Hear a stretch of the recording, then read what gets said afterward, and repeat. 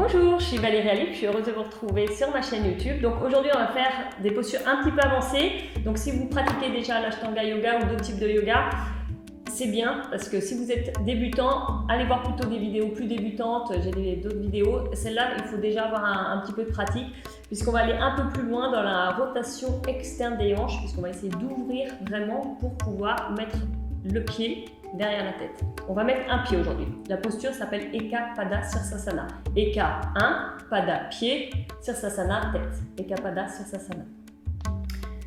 Donc on va commencer avec une ouverture passive. Donc ce qu'on va faire, on va se mettre dans un premier temps tranquillement dans la position du diamant. Donc pas du tout comme le papillon, on n'est pas les pieds collés, on va mettre les pieds assez loin, d'accord?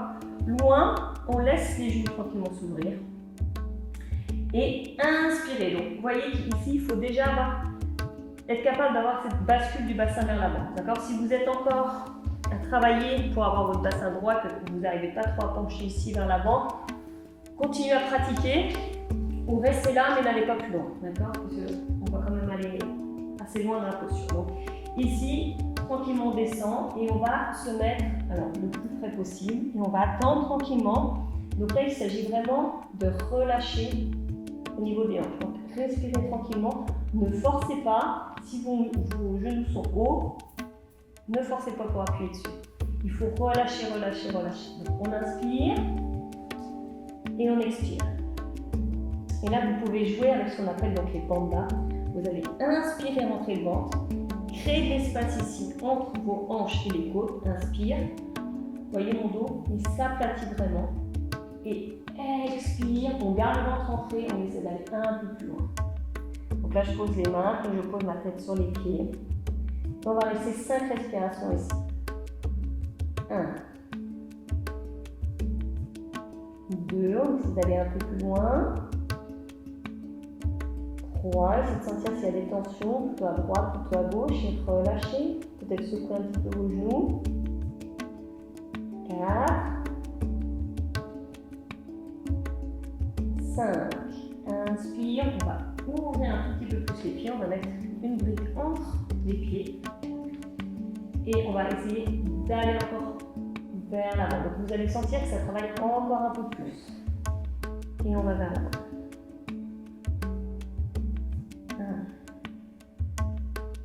Donc moi par exemple, j'ai toujours la hanche droite qui est un peu plus raide que la gauche, donc je sens plus ma droite que ma gauche et j'essaie de la relâcher. 2. Et vous sentez aussi votre dos qui s'étire. Donc c'est là l'intérêt de rentrer le ventre pour vraiment que votre respiration détende le dos. 3. 4. 5. Inspire, et là on va tourner, et je vais essayer de placer le coude vers la cheville et tourner ici pour accentuer un petit peu l'étirement. Donc là ça m'étire un peu plus à droite, alors que mon but c'est de tourner vers la gauche. Je reste 2, 3, 4, 5, hop, de l'autre côté. Inspire, vous voyez, j'essaie toujours de garder les côtes éloignées des hanches, je crée de l'espace ici, et expire. Et donc là, moi, c'est toujours ma droite qui tire, parce que je vous dis, c'est toujours plus que la gauche. Et on relâche. Inspire, on revient. Expire, on va mettre la boîte de côté. Donc maintenant, on a étiré, on va s'allonger.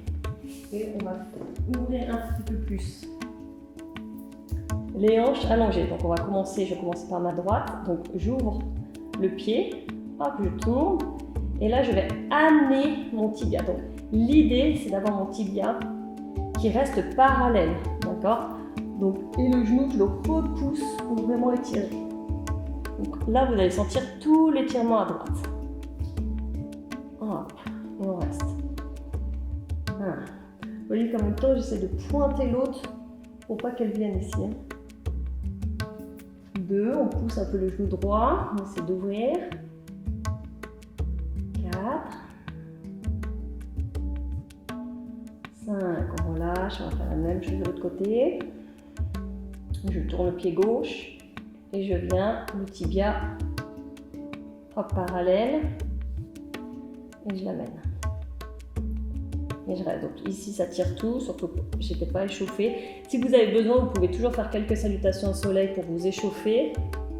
Ou après votre série d'ashtanga, si vous voulez travailler spécifiquement vos hanches. Comme ça, vous avez déjà bien ouvert les hanches. 4, 5, ok, on relâche. On va venir les deux. Et là, on va venir les deux pieds vers soi. Les mains sur les talons.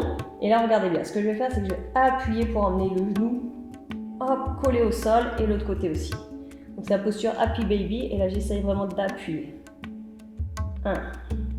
Vous voyez, quand j'appuie, je garde mon dos à plat en fait. Je ne viens pas soulever pour arrondir le dos. 2. C'est vraiment les genoux qui descendent. 3. Et vous voyez, j'essaie d'avoir les chevilles au-dessus de mes genoux. 4. 5. On peut faire les deux pieds ensemble aussi.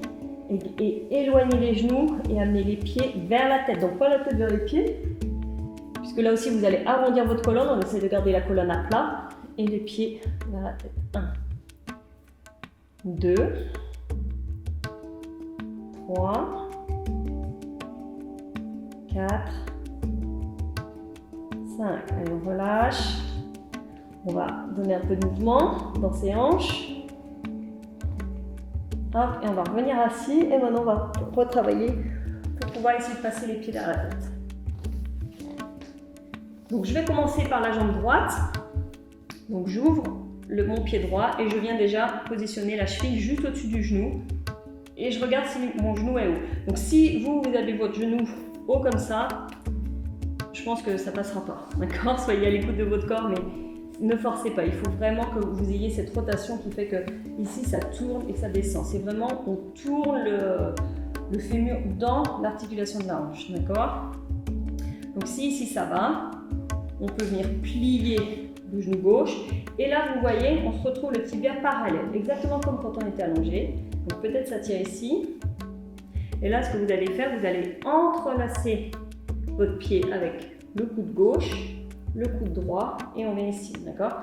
Et on essaie de voir si on peut amener le tibia parallèle à soi. Ok. Maintenant, on va lever la jambe, passer le bras droit dessous, et amener le genou le plus haut possible. Je vais mettre un petit peu de profil pour que vous voyez. Ok, donc là j'amène le genou le plus haut possible et je vais caler ma main et j'essaie de tenir ici. 1, 2, 3. Vous voyez, je ramène la hanche vers l'avant. 4, 5. Maintenant j'essaie de tendre la jambe. Donc sa position du compas, c'est toujours une bonne posture pour préparer les pieds derrière la tête. 1, 2, 3, 4, 5 et on va mettre un petit peu de force dans tout ça. On va poser la main, essayer de voir que le pied tient tout seul. On lève la jambe gauche et on essaie de soulever, on tient 5. 1, 2, 3, 4, 5. Ok, expire. Relâchez. Ça vous permet d'amener de la force aussi dans les hanches. La même chose de l'autre côté. On plie la cheville au-dessus du genou. On regarde si le genou descend. On amène le genou droit vers soi. Tibia parallèle. Ça veut dire que votre genou, ça veut dire qu'ici, si je me mets de ce côté-là, que votre genou, quand vous êtes là, reste à l'avant et ne vient pas ici. D'accord ? Hop, donc vous avez vraiment votre tibia parallèle. Face à vous. On lâche. On entoure la jambe gauche. On ramène la hanche vers l'avant. On tient et on va passer le bras gauche par-dessous. Donc inspirez, levez. Amenez le genou au-dessus. Et on tient ici. 1. Vous voyez, ma main elle sert de support et je recule ici. 2. Je recule et après, je ramène la hanche. 3. 4. 5. Hop, allez. Montant. 1, 2, 3, force, on lâche. Regarde si la jambe est là toute seule. On soulève. 1, 2, 3, 4, 5. Ok. Donc maintenant, voyez si toutes ces étapes étaient accessibles. Si elles sont accessibles, peut-être que vous êtes prêts pour le pied derrière la tête. Donc on y va avec notre pied droit. On se remet dans cette position-là. Donc on amène le pied vers le visage. Et le genou, il faut qu'il pointe sur le côté ici, pas vers l'arrière. D'accord? Vers le côté. Et vous ramenez votre hanche vers l'avant. D'accord? Ici, on regarde. Donc si vous avez votre pied qui monte facilement, sans avoir baissé la tête, inspirez, grandissez. Vous vous souvenez ce que je vous ai dit sur la colonne? Il ne faut pas, c'est ce qu'on a fait quand on était allongé, il ne faut pas que la colonne soit trop arrondie. Sinon, vous allez compresser ici, vous allez voir, ça peut vous bloquer en plus un peu le diaphragme. Donc, gardez de la hauteur, amenez le pied et regardez si vous pouvez amener votre pied à peu près au niveau de la tête. S'il est là, c'est pas mal. Certainement, c'est possible. Donc maintenant, on met le pied vers l'oreille. On regarde si ça marche. Et si ça marche, on baisse la tête et hop, on passe le pied. Et je ramène l'épaule vers l'avant et je coince. Et là, on essaie de descendre. Donc là, je vais essayer de descendre un peu. Hop, pour vraiment coincer le pied derrière la tête. D'accord? On reste 5. 1, 2, 3, j'essaie de redresser. 4, vous voyez, j'ai tendance à m'affaisser aussi. 5. Expire, on relâche. Et la gauche. Je vous ai fait la droite parce que vous voyez la droite, pour moi c'est toujours un peu plus difficile la droite que la gauche. Donc vous voyez que on a tendance peut-être à s'affaisser. Donc c'est là qu'il faut inspirer, essayer de garder la hauteur. Ma gauche est plus facile donc j'aurai moins de difficultés aussi. Mais vous pouvez voir aussi, c'est certainement la même chose chez vous. Il y a toujours un côté qui est plus facile que l'autre. Donc on amène. Donc là vous voyez, je ramène la hanche hop, vers l'avant.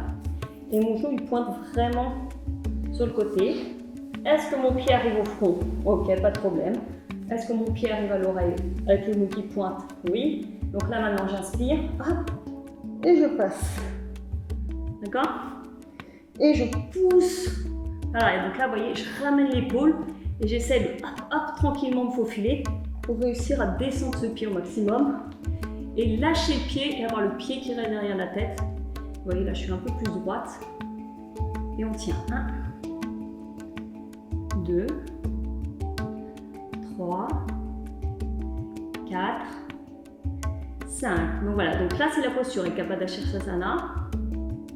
Et on relâche doucement. Ah, secouez un peu vos hanches, peut-être dans ce travail qui a été un petit peu intense.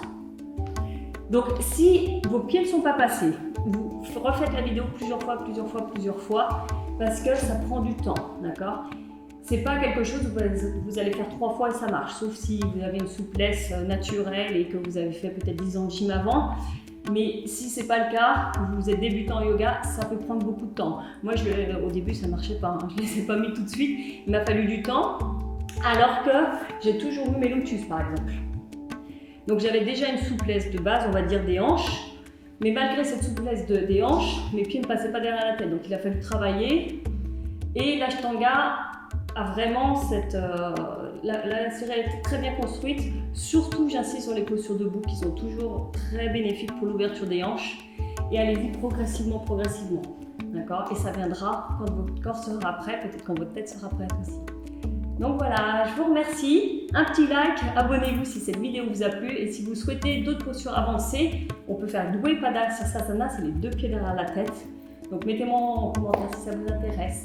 Merci, à bientôt.